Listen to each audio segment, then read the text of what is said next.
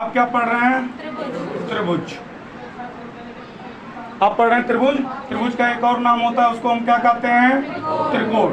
हमने आपको क्या बताया? हमने आपको बताया कि त्रिभुज और त्रिकोण दो चीजें होती हैं, दोनों एक ही बात है, केवल वो दोनों एक दूसरे की पर्यायवाची है। त्रिभुज मतलब ऐसी आकृति जिसमें तीन भुजाएं हों और वह आकृति बंद हो। त्रिकोण मतलब कि ऐसी आकृति जिसमें तीन कोण हों और वह पूर्णतः बंद आकृति हो। ठीक है, जिस प्रकार से ये भुजा पर और ये कोण को लेकर के परिभाषा बनाया गया है, ठीक वैसे ही इनके दो प्रकार होते हैं। त्रिभुज कोणों के आधार पर भी विभक्त है और त्रिभुज भुजाओं के भी आधार पर विभक्त है। अगर इन दोनों आधारों पर आप देखिए और समझिए तो भुजाओं के आधार पर जो त्रिभुज होता है वो कितने प्रकार का होता है? तीन ही प्रकार का होता है। बड़ा आसान है त्रिभुज का प्रकार याद करना। त्रिभुज में तीन भुजा होती है तो तीन प्रकार का होता है। एक को हम क्या कह देते हैं? समबाहु कह देते हैं। ऐसा त्रिभुज जिसकी तीन की तीनों भुजाओं का माप यानी कि लंबाई बराबर हो, उन्हें हम समबाहु त्रिभुज कहते हैं। दूसरा क्या आता है? समद्वि। स्पष्ट कर दिया कि सम तो है लेकिन केवल कितने? द्वि। समद्विबाहु त्रिभुज होता है, यानी ऐसा त्रिभुज जिसके तीन भुजाओं में से कोई दो भुजा आपस में बराबर हो, तीसरा उनकी लंबाई से या तो छोटा हो या तो बड़ा हो। जैसे फॉर एग्जांपल अगर मान लीजिए कोई त्रिभुज ABC है, इसमें AB = AC है, लेकिन आपको दिख रहा है कि BC उससे छोटा है। और ऐसा भी हो सकता है कि यहाँ पर PQR, यहाँ पर PQ और PR इक्वल है लेकिन QR उससे ज्यादा बड़ा है। ठीक है, तो दोनों प्रकार हो सकते हैं। समझ में आया? कहने का मतलब केवल इतना है कि कोई दो भुजा बराबर होगी और तीसरी भुजा उससे या तो बड़ी होगी या तो उससे छोटी होगी। तीसरा प्रकार जो आता है उसे हम क्या कहते हैं? विषम बाहु, यानी उसमें कोई भी बाहु, बाहु माने क्या होता है? भुजा।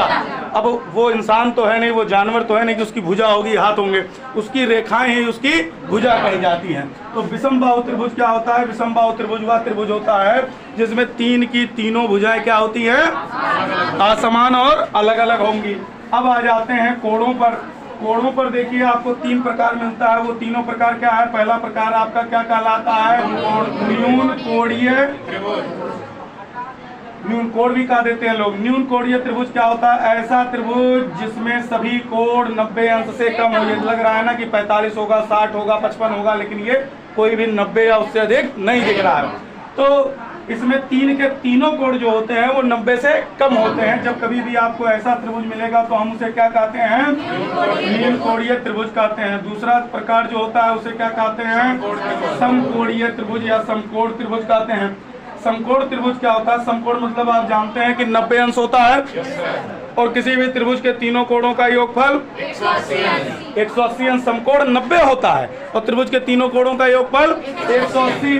तो अगर इधर भी 90 बना देंगे तो इधर भी 90 बना देंगे तो ये दोनों एक दूसरे के समानुपाती रेखाएं निकल जाएंगी, कहीं एक दूसरे को इंटरसेक्ट नहीं करेंगी। जब ये काटेंगे और प्रतिच्छेद नहीं करेंगी तो तीसरा बिंदु नहीं मिलेगा, ये आकृति कहीं बंद नहीं होगी, यानी त्रिभुज नहीं बनेगा। तो आप यह जान लीजिए कि न्यून कोणीय त्रिभुज में तो सभी कोण 90 से कम होंगे, लेकिन समकोणीय त्रिभुज में कम से कम कोई एक कोण 90 अंश का होना, क्योंकि दो कोण समकोण होना ही संभव नहीं है। ठीक है, और ऐसे ही आपका तीसरा प्रकार जो आता है उसे क्या कहते हैं? अधिक कोण त्रिभुज या अधिक कोणीय त्रिभुज। अधिक कोणीय क्या होता है? जो कोण 90 अंश से अधिक और 180 अंश से कम हो, हम उसे अधिक कोण कहते हैं। तो जब 90 का दो नहीं संभव है तो 90 से अधिक के दो कोण संभव है? बिल्कुल संभव ही नहीं है, वो भी नहीं संभव है। यानी अधिक कोण त्रिभुज में भी कोई एक कोण 90 अंश से अधिक का होता है। बात समझ में आ गई सबको? ध्यान दे लीजिए कि न्यून कोणीय में तीन के तीनों कोण 90 से कम होंगे। समकोण में क्या होगा? कोई एक कोण 90 अंश और अधिक कोण में कोई एक कोण 90 अंश से अधिक होगा। ठीक इसी प्रकार से समबाहु त्रिभुज में क्या होगा? सभी भुजाएं बराबर। समद्विबाहु में कोई दो भुजा बराबर, विषम बाहु में कोई भुजा बराबर नहीं होगी। एक चीज और विशेष समझ लीजिए, समबाहु त्रिभुज जो होता है इसकी तीनों भुजाएं बराबर होती हैं, इसलिए ये इतने बराबर अनुपात में बनता है कि इनके सभी कोण भी बराबर बराबर होते हैं। ये एक चीज याद रखिएगा। ठीक, समद्विबाहु त्रिभुज में क्या होता है कि इनके दो कोण सॉरी, इनके दो रेखाएं बराबर होती हैं। जो दो रेखाएं बराबर होती हैं उनके सम्मुख कोण, इसके सामने ये कोण, इसके सामने आपस में बराबर होते हैं। विषम बाहु में कोई भी बराबर नहीं होता, लेकिन एक चीज यह पाई जाती है कि बड़ी भुजा के सामने का कोण सबसे बड़ा और छोटी भुजा के सामने का कोण सबसे छोटा होता है। आप हमें कोई दो डंडा दीजिए, स्केल दीजिए, पेंसिल दीजिए, कुछ दीजिए, पेन ही दे दीजिए। लो स्केल है, हाँ बहुत बढ़िया पेन भी लाया प्रैक्टिकल कराने लायक। देखिए ये दो रेखाएं हैं, ये कोण इनके बीच में बन रहा है। अगर हम टच कर रहे हैं ये लगभग कितना होगा? 45 है, मान लेते हैं, आप ही बात मानते हैं। और इसके आगे जहाँ कैप है, ये नीला वाला पॉइंट, ये नीला वाला पॉइंट ध्यान दीजिएगा। ये अगर 45 है तो इनके बीच की कुछ दूरी है। अब ये कोण लगभग कितना होगा? 60 से अधिक 70-80 अंश होगा। 80 मानिए, कितना होगा अब ये कोण? 80 अंश।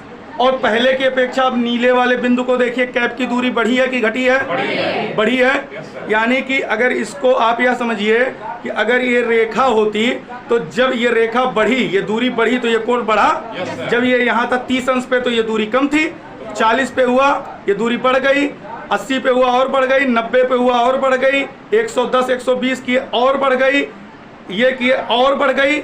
ये बात सिद्ध करती है कि जैसे जैसे कोण बढ़ेगा वैसे वैसे सम्मुख, भाई कोण के सम्मुख तो रेखा है इसी के सामने, जैसे जैसे कोण बढ़ेगा उसकी सम्मुख रेखा की दूरी बढ़ती जाएगी। बढ़ रही है ना, प्रैक्टिकली बढ़ रही है, कोई ऐसा तो नहीं खाली रटने वाली बात है।